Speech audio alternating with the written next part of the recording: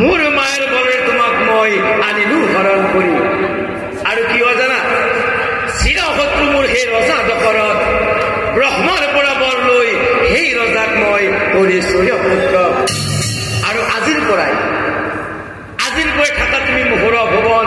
আৰু তোমাক মোৰ ভাৰ্যা ৰূপে কৰি মই গ্ৰহণ কথা শুনি পাবে নাই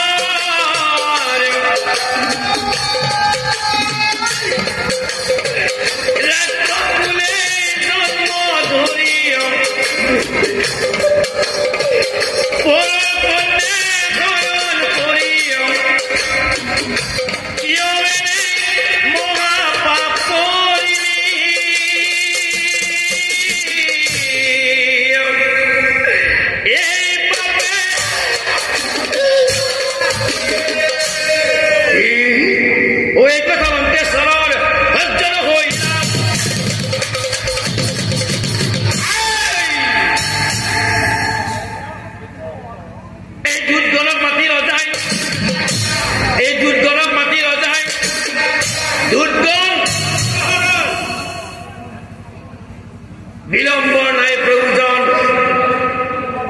অতি শীঘ্ৰে তোমালোকে কাঠৰ বাকচ এটা কৰাহা নিৰ্মাণ কিয় জানা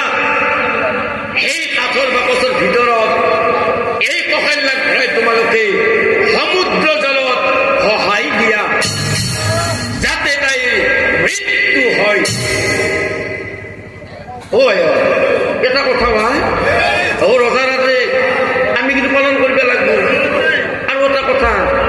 আমাৰ ৰজাই বিচনাটো পলেও আনিলে যদি এটা বাকাচ বনে আৰু ভিতৰত ভৰে সমুদ্ৰত ঠাই দিব কলা আৰু ৰজাৰাজে পালন কৰিব লাগিব এই কথা শুনি